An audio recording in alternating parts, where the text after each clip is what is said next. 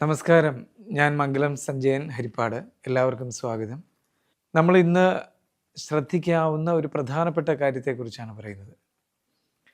ഗ്രഹനിലയിലെ ശത്രുഭാവത്തെക്കുറിച്ച്. ഗ്രഹനിലയിലെ ശത്രുഭാവം എന്നത് എല്ലാ വ്യക്തികൾക്കും ഏറ്റവും പ്രധാനമാണ്. സാധാരണ ജ്യോതിഷം നോക്കുന്നത് പരമാത്മജ്ഞാനികളുടെ ജീവിതത്തിൽ കൂടുതൽ ഫലപ്രദമായി വരാൻ സാധ്യതയില്ല എന്നാണ് പറയുന്നത്. അത് ശരിയുമാണ്. സൂപ്പർ കോൺഷ്യസ് ലെവലിൻ്റെ അങ്ങേയറ്റത്ത് നിൽക്കുന്ന ആളുകൾക്ക്, അല്ലെങ്കിൽ പൂർണ്ണതാബോധത്തിൻ്റെ സമഗ്രതയിൽ നിൽക്കുന്നവർക്ക്, ബ്രഹ്മകർമ്മ സമാധിയിൽ നിൽക്കുന്നവർക്ക് ഒന്നും തന്നെ സാധാരണഗതിയിൽ ഉള്ള ജ്യോതിഷ പ്രവചനങ്ങളൊന്നും ഫലപ്രദമായി തീരണമെന്നില്ല. എന്നാൽ ശത്രുഭാവത്തിൻ്റെ ഫലം അവരുടെ ജീവിതത്തിനെ ശക്തമായിട്ട് ബാധിക്കുന്നതാണ്. എല്ലാവർക്കും ഒരുപോലെ, അപ്പോൾ അജ്ഞാനികൾക്കും ജ്ഞാനികൾക്കും ഒരുപോലെ ശത്രുഭാവത്തിൻ്റെ ഫലം പ്രകടമാകുന്നതായിട്ടാണ് കാണുന്നത്. അതിലേക്കൊരു അന്വേഷണം എനിക്ക് വരാൻ കാരണമായിട്ടുള്ളത്, ജ്യോതിഷത്തിൽ ഈ 6-ാം ഭാവത്തിൻ്റെ പ്രവർത്തനം എങ്ങനെയാണ് മിസ്റ്റിക്കുകളെ പോലും ബാധിച്ചിരിക്കുന്നതെന്ന് നോക്കി. ലോകത്തിലെ എല്ലാ മഹാപുരുഷന്മാരും മഹാരഥന്മാരും മരണപ്പെട്ടിരിക്കുന്നത്, അല്ലെങ്കിൽ യാത്രയായിരിക്കുന്നത്, ഇഹലോകവാസം വെടിഞ്ഞത് എന്നൊക്കെ നമ്മൾ പറയും, സ്വർഗാരോഹണം ചെയ്തത് എന്ന് പറയും. ഇങ്ങനെയുള്ളതെല്ലാം നോക്കുമ്പോൾ ശത്രുഭാവവുമായിട്ട് ബന്ധപ്പെട്ട ഫലങ്ങൾക്ക് പ്രാധാന്യം കിട്ടുന്നുണ്ട്. കഴിഞ്ഞ നൂറ്റാണ്ടിൽ വരെ ജീവിച്ചിരുന്ന എല്ലാ മിസ്റ്റിക്കുകളുടെയും ജീവിതം നോക്കുക. എല്ലാവർക്കും അവസാന ഘട്ടത്തിൽ ഉണ്ടായിരിക്കുന്ന ജീവിത ദുരന്തങ്ങൾ അല്ലെങ്കിൽ അകാല മരണം, ഇതെല്ലാം എന്തുകൊണ്ട് എന്ന് നോക്കുമ്പോൾ ശത്രുഭാവത്തിൻ്റെ ഫലത്തെക്കുറിച്ച് ചിന്തിക്കേണ്ടിയിരിക്കുന്നു.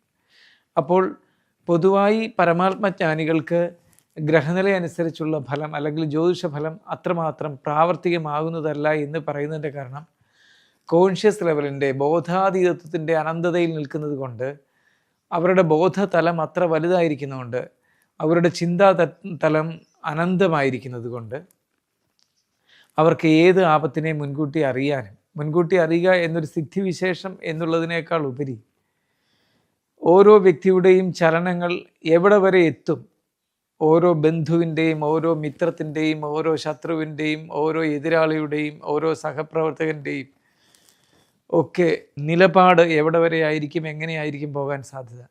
സ്നേഹത്തോടെ സംസാരിക്കുന്നതിലും ഒരു അബദ്ധമില്ലേ, അതിൽ നിന്ന് വരാവുന്ന ഒരു പ്രവർത്തന ഫലം വളരെ മോശമാകാൻ സാധ്യതയുണ്ടോ എന്നുള്ളതെല്ലാം തിരിച്ചറിയാനൊക്കെ ഓരോ ദേശത്തിൻ്റെയും കാലത്തിൻ്റെയും സാഹചര്യത്തിൻ്റെയും അടിസ്ഥാനത്തിൽ നിന്നുകൊണ്ട് നമ്മളോട് സഹകരിക്കുന്ന ഓരോരുത്തരും നാളെ കാലം നമുക്ക് എങ്ങനെയായി തീരാമെന്നുള്ളതിനെക്കുറിച്ച് സമ്പൂർണ്ണ ബോധമുള്ളതിനാൽ അവരുടെ ശരീരത്തിനെയും മനസ്സിനെയും മറ്റെല്ലാ കാര്യങ്ങളെയും കുറിച്ച് അവർക്ക് നല്ല ബോധ്യം ഉണ്ടായിരിക്കും. അതുകൊണ്ടാണ് അതിബോധത്തിൽ നിലകൊള്ളുന്നവർക്ക് ഇത് ബാധകമല്ല എന്ന് പറഞ്ഞത്. എന്നാൽ അവിടെയും ബാധകമാണ് ശത്രുഭാവം. അതിനെ അതിജീവിച്ച് പോകാൻ നമ്മൾ വളരെയേറെ ശ്രദ്ധിക്കേണ്ടതാണ്. ഇവിടെയാണ് ജ്യോതിഷത്തിലെ ശത്രുഭാവത്തിനെ കുറിച്ചുള്ള വിശദീകരണത്തിൻ്റെ പ്രാധാന്യം കിടക്കുന്നത്. ബോധാതീതരായിരിക്കുന്ന വ്യക്തികൾക്ക് ശത്രു ഇല്ല, മിത്രമില്ല എന്നുള്ള ബോധത്തിലേക്ക് പോകുമ്പോൾ ഈ ജന്മത്തിൻ്റെ നാശത്തിന് കാരണമായിരിക്കാൻ കാര്യം എന്തായിരിക്കും എന്നുള്ളതിനെക്കുറിച്ചുള്ള ചിന്തയ്ക്ക് വലിയ പ്രാധാന്യം നഷ്ടപ്പെടുന്നതായിട്ടാണ് മനസ്സിലാക്കുന്നത്. അത് കാരണം അവരുടെ ഗ്രഹനില അനുസരിച്ചുള്ള 6-ാം ഭാവം എങ്ങനെയാണ് പ്രവർത്തിക്കാൻ പോകുന്നതെന്ന് അവർ മുൻകൂട്ടി അറിയാനും ശ്രമിക്കാറില്ല. 6-ാം ഭാവം ശത്രുഭാവമാണ്. അരിഷ്ടാഭാവമായിട്ട് വരുന്ന 8-ാം ഭാവം. അപ്പോൾ കഷ്ടതകളെല്ലാം കൂടുതൽ 8-നും 6-ന് ശത്രുതയും രോഗവുമാണ് പറഞ്ഞിരിക്കുന്നത്. അപ്പോൾ ശത്രുതയുണ്ടെങ്കിൽ കഷ്ടത അഥവാ അരിഷ്ടത ഉണ്ടാകുമല്ലോ. അപ്പോൾ 6-നെക്കുറിച്ച്, ശത്രുഭാവത്തെക്കുറിച്ച് നമ്മൾ ചിന്തിക്കുമ്പോൾ 8-ാം ഭാവത്തിൻ്റെ പ്രാധാന്യം കൂടി കണക്കിലെടുക്കേണ്ടതാണ്.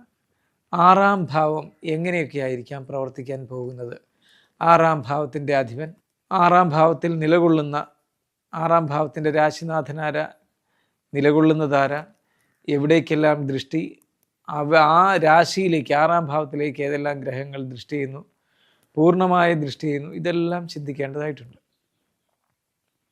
നമ്മൾ മേടം ലഗ്നം തന്നെ എടുത്തു നോക്കുക. മേടം ലഗ്നത്തിൻ്റെ 6-ാം ഭാവം കന്നിരാശിയാണ്.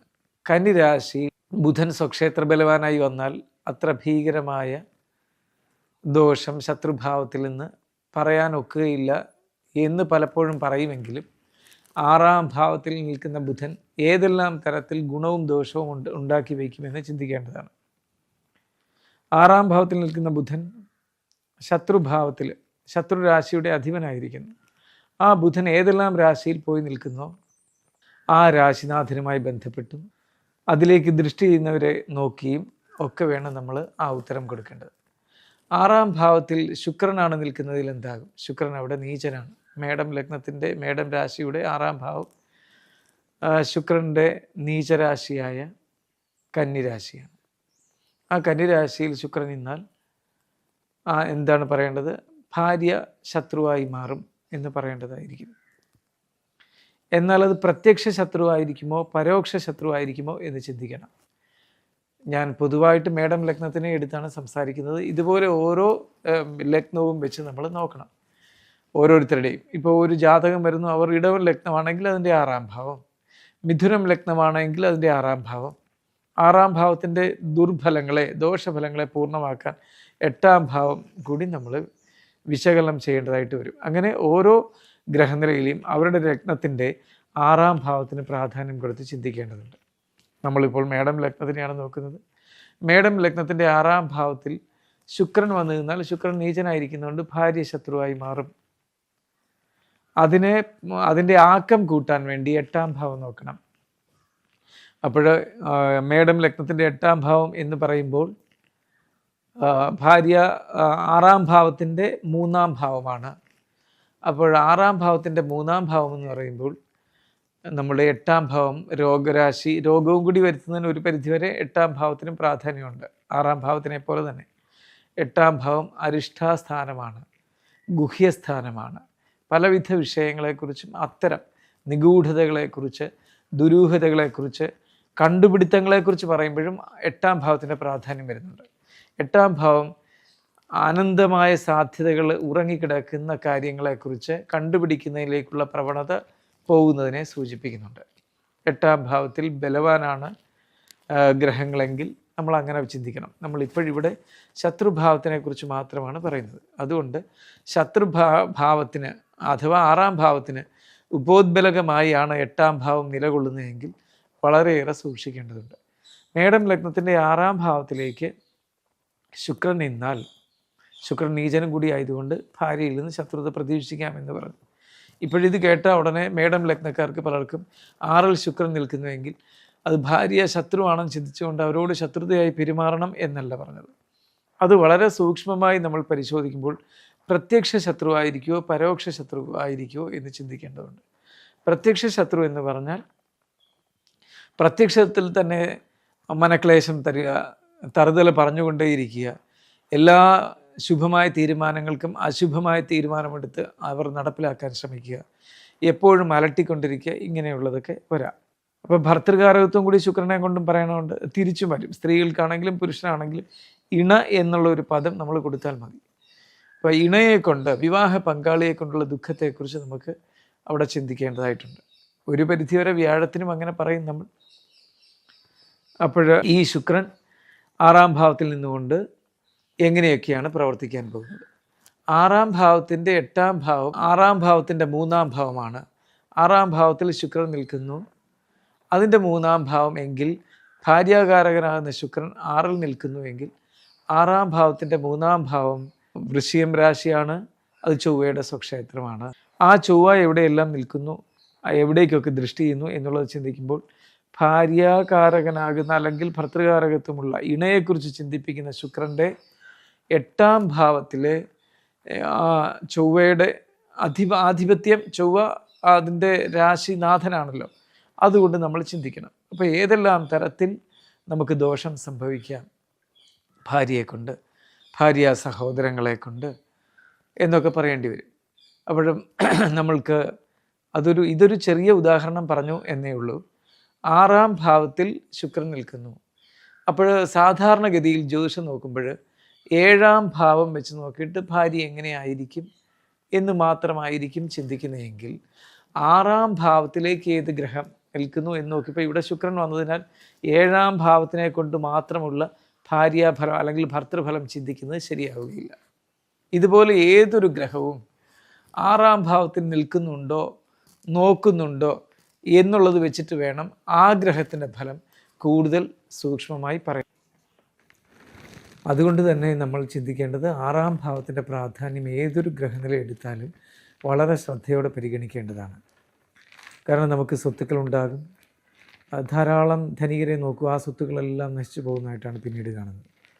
എത്ര തലമുറ വരെ നമ്മൾ ഉണ്ടാക്കുന്ന സ്വത്തുക്കൾ നിലനിൽക്കും, എത്ര തലമുറ വരെ നമ്മുടെ യശസ് നിലനിൽക്കും, ഇതെല്ലാം 6-ാം ഭാവത്തിൽ ഉറങ്ങിക്കിടക്കുന്നുണ്ട്. നമ്മളുടെ യശസ് വർദ്ധിക്കുന്നത് നമ്മളുടെ മരണശേഷമാണോ, അതും 6-ാം ഭാവത്തിൻ്റെ കൈകളിലാണ് ഇരിക്കുന്നത്. നമ്മൾക്ക് സഹോദരങ്ങളാണോ ശത്രുക്കളായി തീരുന്നത്, നമ്മളുടെ ഭാര്യയാണോ ഭർത്താവാണോ മക്കളാണോ കൊച്ചുമക്കളാണോ ഭാര്യ ബന്ധുക്കളാണോ ഭാര്യ സഹോദരങ്ങളുടെ മക്കളാണോ ഭാര്യ സഹോദരങ്ങളാണോ ഗുരുസ്ഥാനീയരാണോ? അതുകൊണ്ട് തന്നെ ഏത് ഗ്രഹനില എടുത്താലും നമ്മൾ ശ്രദ്ധിക്കേണ്ടത് 6-ാം ഭാവത്തിൻ്റെ ഫലമാണ്. ശത്രുഭാവത്തിൻ്റെ ഫലം.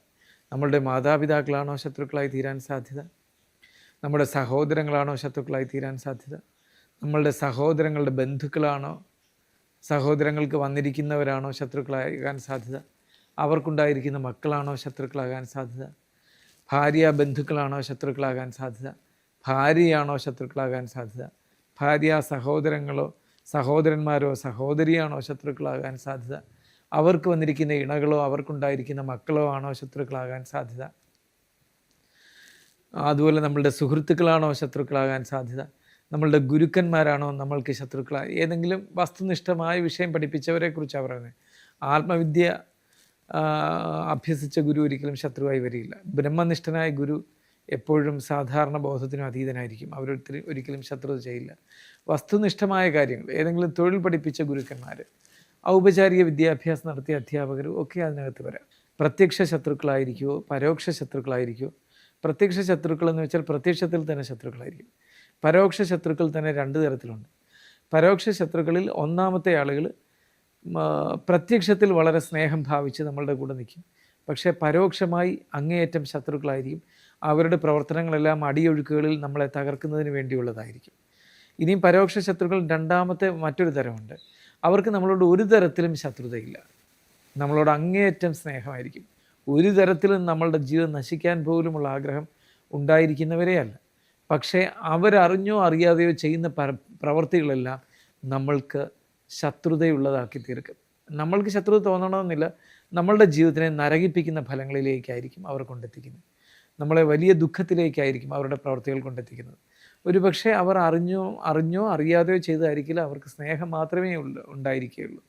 പക്ഷേ അവരുടെ പ്രവർത്തികളെല്ലാം നമ്മൾക്ക് വിഘാതം നടത്തുന്നതായിരിക്കും, നമ്മൾക്ക് പ്രതികൂല സ്ഥിതിയിലേക്ക് നയിക്കുന്നതായിരിക്കും. അതുകൊണ്ട് തന്നെ പ്രത്യക്ഷ ശത്രുക്കളാണോ പരോക്ഷ ശത്രുക്കളാണോ, ഈ 2 ഇനം ശത്രുക്കളിൽ പെടുന്നവരിൽ ഏതെങ്കിലുമാണോ എന്നെല്ലാം നമ്മൾ ചിന്തിക്കണം. ഇപ്പോൾ നമ്മൾക്ക് വളരെയേറെ സ്നേഹമുണ്ട് നമ്മളുടെ മക്കളോട് എന്ന് വയ്ക്കുക. ആ മക്കൾ തന്നെ നമ്മുടെ എല്ലാ തരത്തിലുള്ള നിലനിൽപ്പിനും വിഘാതമായി പ്രവർത്തിക്കുന്നു എങ്കിൽ അതാണ് നമ്മളുടെ ശത്രു. അതേ സമയത്ത് അങ്ങനെ ഓരോ തരത്തിലും നമ്മൾ കണ്ടെത്തേണ്ടിയിരിക്കുന്നു. ആരാണ് നമ്മുടെ യഥാർത്ഥ ശത്രു, ആരൊക്കെ തന്നെയാണ് ശത്രുക്കളായി വരാൻ സാധ്യത, ഇതെല്ലാം ഏതൊരു ഗ്രഹനിലയിലും ഒളിഞ്ഞു കിടപ്പുണ്ട്. അതുകൊണ്ട് തന്നെ പ്രത്യക്ഷ ശത്രുക്കളിലും പരോക്ഷ ശത്രുക്കളിലും വളരെ പ്രാധാന്യം കൊടുക്കണം. എല്ലാവരും പ്രത്യക്ഷ ശത്രുവിൻ്റെ കാര്യത്തിലാണ് പ്രാധാന്യം കൊടുക്കുന്നത്. ജ്യോത്സ്യന്മാരെ നോക്കുമ്പോഴും പ്രത്യക്ഷ ശത്രുക്കളെക്കുറിച്ചുള്ള വിരൽ ചൂണ്ടലിലേക്ക് പോകാറുള്ളൂ. പരോക്ഷ ശത്രുക്കളിലേക്ക് സാധാരണയായിട്ട് അങ്ങനെ പോകാറില്ല. പരോക്ഷ ശത്രുക്കളെക്കുറിച്ച് നമ്മൾ അറിയേണ്ടതുണ്ട്. ഉള്ളിൽ വെച്ചുകൊണ്ട് പുറമേ സ്നേഹം ഭാവിക്കുന്നവരും, അല്ലാതെ അടുത്ത പരോക്ഷ ശത്രു എന്ന് പറയുന്നത് ഉള്ളിലും പുറത്തും സ്നേഹം തന്നെയാണെങ്കിലും അവരുടെ പ്രവർത്തികളെല്ലാം നമുക്ക് വിഘാതമായി വരുന്നതുമായിരിക്കണം. ഇപ്പോൾ മകനോട് എനിക്ക് സ്നേഹമുണ്ട്, അല്ലെങ്കിൽ മകളോട് എനിക്ക് സ്നേഹമുണ്ട്, ഭാര്യയോട് സ്നേഹമുണ്ട്, അച്ഛനോട് സ്നേഹമുണ്ട്, അമ്മയോട് സ്നേഹമുണ്ട്, അങ്ങനെ മറ്റുള്ളവരോടെല്ലാം സ്നേഹമുണ്ടെങ്കിൽ പോലും അവരിൽ ആരുടെയെങ്കിലും പ്രവൃത്തികൾ നമുക്ക് വിഘാതമായിട്ടാണ് പലപ്പോഴും വന്നുകൊണ്ടിരിക്കുന്നതെങ്കിൽ, നിലനിൽപ്പിന് സാധ്യതയില്ലാത്ത തരത്തിലേക്കാണ് നീങ്ങുന്നതെങ്കിൽ അവരാണ് നമ്മളുടെ യഥാർത്ഥ ശത്രു. അവരിൽ നിന്ന് നമ്മൾ സ്നേഹമുള്ളവരാണെങ്കിലും ഇല്ലാത്തവരാണെങ്കിൽ പോലും അവരോട് നമ്മൾ ഒരു ലക്ഷ്മണ രേഖ വരച്ച് നിൽക്കുന്നതും അവരുടെ പ്രവർത്തനങ്ങളെക്കുറിച്ച് ദീർഘമായി പഠിച്ചെഴുതുന്നത് പോലും ഗുണകരമായിരിക്കും. ഒരു കോൺഫിഡൻഷ്യൽ ബുക്ക് തന്നെ നമ്മൾ അതിന് വേണ്ടി വയ്ക്കുന്നത് നല്ലതാണ്. ഇപ്പോൾ വീട്ടിൽ ഭാര്യയുണ്ട്, മക്കളുണ്ട് എന്നൊക്കെ പറയുമ്പോൾ, ഇന്നത്തെ കാലത്തല്ലേ ഭർത്താവുണ്ടെന്നൊക്കെ പറയുമ്പോൾ, ഇന്ന് പഴയ പോലെയുള്ള പരസ്പര ബഹുമാനവും മറ്റു കാര്യങ്ങൾക്കുമൊക്കെ സ്നേഹം, സോഷ്യലിസം ഒക്കെ പറഞ്ഞ് ഒരു മാറ്റം വന്നിരിക്കുന്നുണ്ട്. നമ്മൾക്ക് കോൺഫിഡൻഷ്യൽ ഡയറിയൊക്കെ സൂക്ഷിക്കുക അത്ര എളുപ്പമായി നടക്കണമെന്നില്ല. മറ്റ് ദേശങ്ങളിൽ നിലകൊള്ളുന്നവർക്കും ദൂരദേശങ്ങളിൽ ജോലി ചെയ്യുന്നവർക്കുമൊക്കെ ഈ ഒരു പഠനം വളരെയേറെ സാധ്യമാകാം. അല്ലെങ്കിൽ ഇവിടെ അതേപോലെ തന്നെ ഡിപ്ലോമാറ്റിക്കായിട്ട് കുടുംബജീവിതം വളരെ ഭംഗിയായിട്ട് കൊണ്ടുപോകുന്ന ആളുകളാണെങ്കിൽ അവർക്കും അത് നടന്നെന്നിരിക്കാം. അതുകൊണ്ട് തന്നെ വരാവുന്ന ശത്രുതയെക്കുറിച്ച് ദീർഘമായി പഠിച്ചു നീങ്ങുക. ഇത് മിസ്റ്റിക്കുകൾക്ക് പോലും ജീവിതത്തിനെ തകർത്ത കഥയാണ്, കാര്യമാണ്. ആരാണ് നമുക്ക് ശത്രുക്കളായി തീരാൻ സാധ്യത? നമ്മളുടെ ശിഷ്യന്മാരിൽ നിന്നും വരാം. ഉയർന്ന ബോധത്തിലുള്ളവർക്ക് ശിഷ്യരിൽ നിന്നും ഇത് സംഭവിക്കാറുണ്ട്. വളരെ ജാഗ്രതയായിരിക്കുക. നമസ്കാരം.